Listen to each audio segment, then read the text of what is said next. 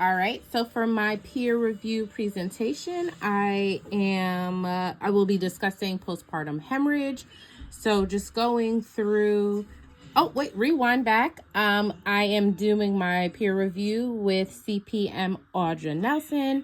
And so she's on FaceTime with me and she will be helping me also with my time. So Audra, if you just let me know when 10 minutes is up, and then we'll take questions from there. All right, so starting now. All right, so postpartum hemorrhage. Going through the SOAP note here for postpartum hemorrhage. So subjective signs: hearing a continuous trickle of blood, heavy bleeding that doesn't stop or slow down, clammy skin, pale skin, continual passing of clots. Objective would be continuous bleeding, post-delivery, tachycardia, hypotension. Assessment is going to be tone,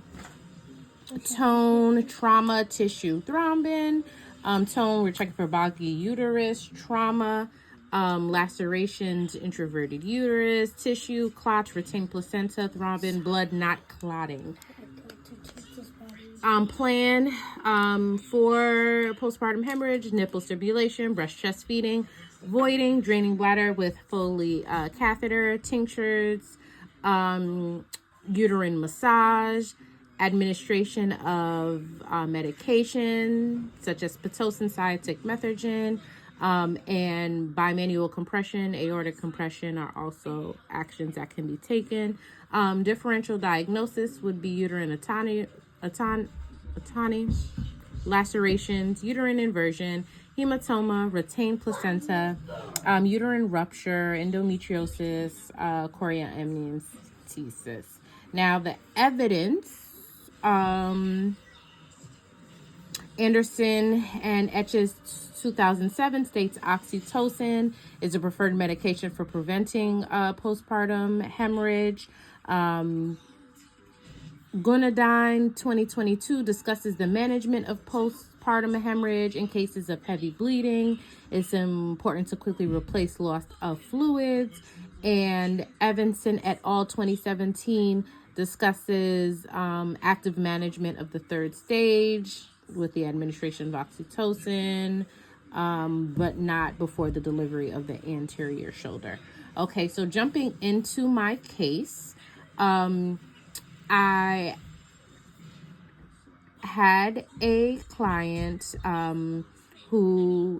she was a G4,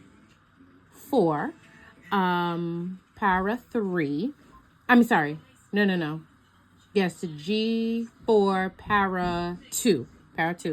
And she called in about her contractions. We arrived at 2100 hours, and where we were, me with the, what is this called, with the midwife and the doula. And when we arrived, there was a lot of people in the home. The children weren't sleeping, so she thought she was in active labor, but when we walked in, yes, she was having strong contractions, but she wasn't in active labor. We saw that it seemed as if the full house was a little bit of a distraction. So we took her vitals. We did not do AVE right away. And we just kind of talked to her about the game plan and just talked to her about how she was feeling. From there, we did stay close because I'm based in Jersey and the midwife came from New York. So we weren't going to leave and come back, especially since this was going to be her third delivery. In knowing her 2 deliveries I was present for as a doula, they went pretty quickly. So I was assuming this third birth would go quickly as well.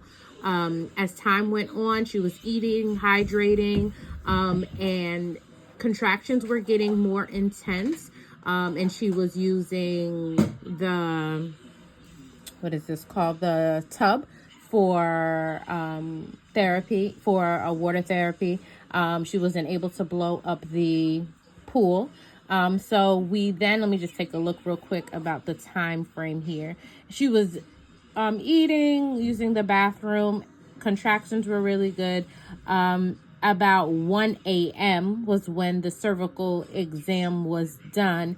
Baby was still high up in the uterus, and we just knew that she needed to have everyone leave.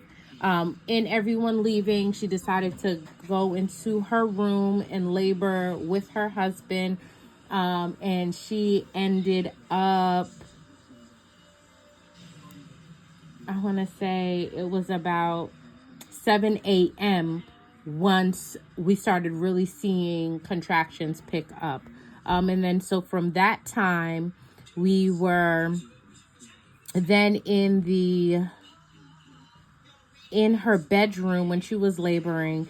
And I'm not sure if this is in the records, but we did notice that she was having some bleeding, and the bleeding was a little bit, the blood was darker. So at that point, the midwife wanted to go ahead and do a vaginal exam. In checking her, then she saw that it was time to basically, it was time for her to push.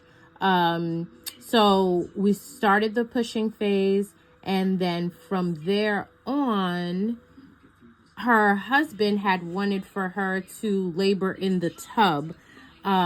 So we did help her move from the bedroom to the tub. And then once she was in the tub, she was able to deliver. Now, once delivering, the way in which she delivered, the baby was placed on her back. And when we told her, we wanted to move her, she said she wasn't ready yet. So the midwife went into the room to go ahead and prepare the bed for then the movement. And while I was there with the baby on her back, I started hearing just like this continuous trickle. Now, my first experience with a continuous trickle was a few months ago, and I know that was an indication of, we need to get her in a better position, as well as this might be a postpartum hemorrhage. I called for the midwife and said, I'm hearing a continual trickle. So she ran in with Pitocin, gave 1 dose, and then we went ahead and clamped the cord, and I took baby. Her husband and her sister helped get her from the tub to the bed. And then when we got her on the bed, the midwife said we need to go ahead, and we saw that the bleeding was still continual, and and there was a good amount of blood from the although they used a Chuck's pad, moving from the tub all the way to the bed. So then once on the bed, we saw that there was still more bleeding. The midwife asked me to draw up another pit. I administered another pit, and in that, she was laying, and dad had the baby at this point. And then my preceptor said she wanted to go in, and she said, I feel there's some clots. I'm seeing a little bit of clots. We need to remove the clots. She went in, she removed clots. There was still some bleeding, and then she said, we are going to place Cyotec PR. So I went and got 800. So there's a little discrepancy in the paperwork, because I do remember that it was 800, but it does say 1,000, but it was 800. And then because I remember counting 1, 2, 3, 4 and placing those each in the rectum. And with that did control the bleeding. And then soon, oh goodness, hold on, I'm missing, this was a year ago, I'm missing when the placenta was delivered. You have about 2 minutes. 2 minutes, okay, perfect. I just need to see when that placenta was delivered. So the placenta was delivered. Why am I not seeing the placenta? I don't remember if the placenta was delivered soon after. Jesus. Okay, well, the placenta was delivered. Oh, okay. So I'm sorry. Placenta was delivered after the second administration of the Pitocin, and then afterwards there was still bleeding. We clots were removed, and then the medication was applied. PR.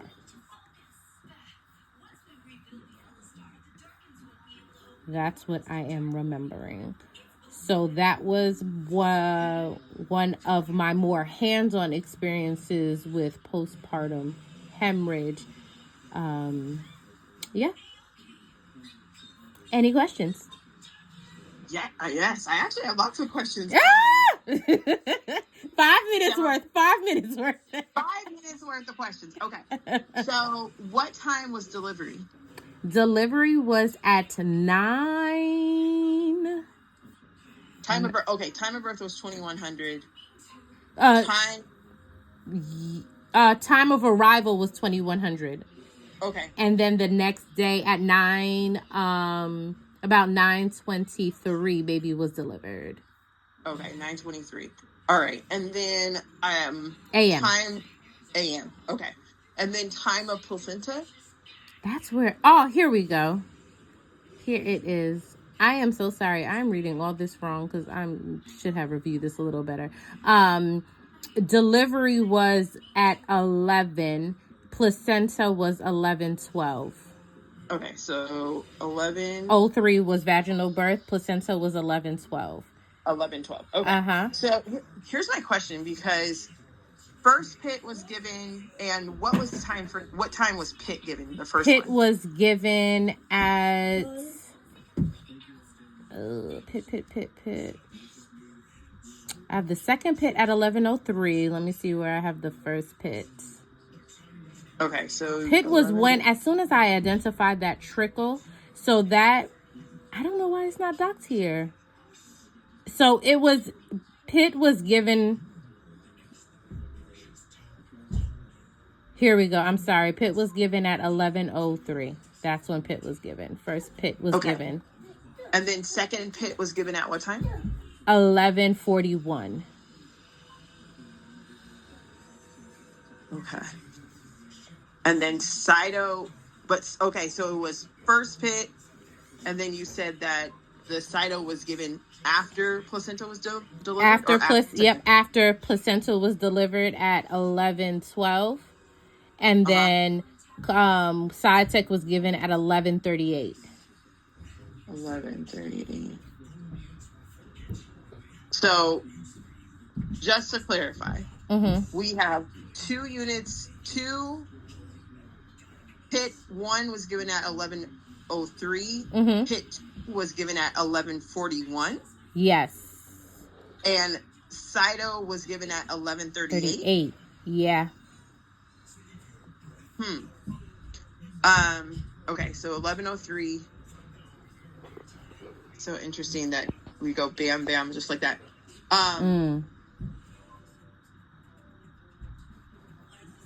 Between this time, I know you're recognizing that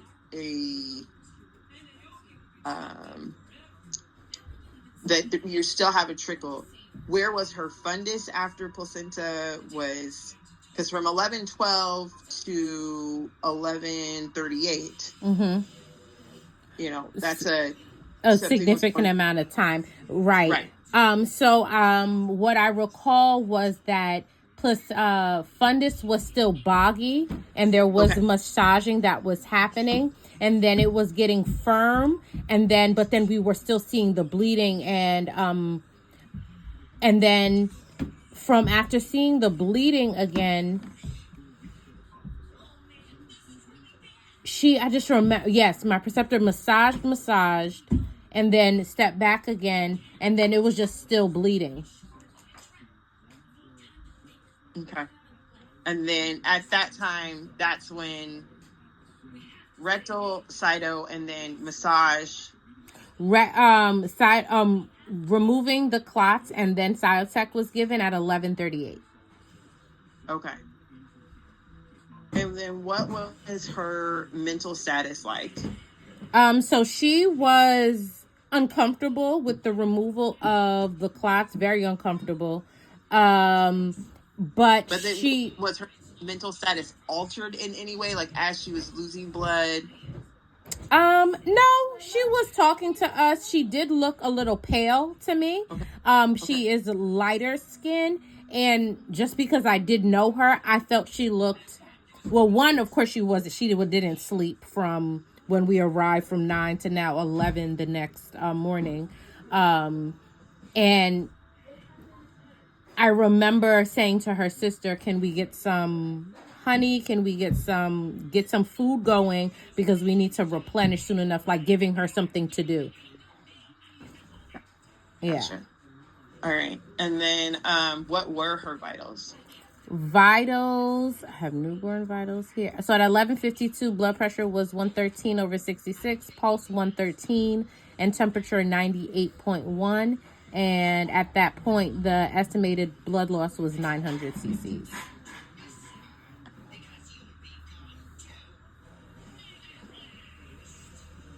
And she was hydration in that time, or?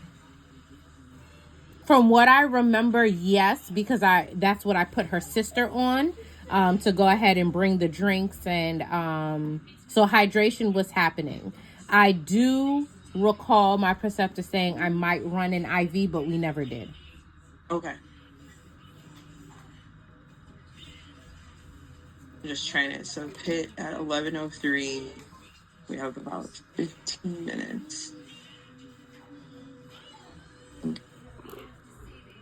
And was there any, like, what was her hemoglobin and stores, like her iron stores, prior to going in?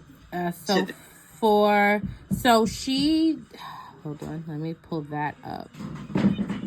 We have to wrap up, but just off the top of my mind, there were some issues with hemoglobin, and she did receive,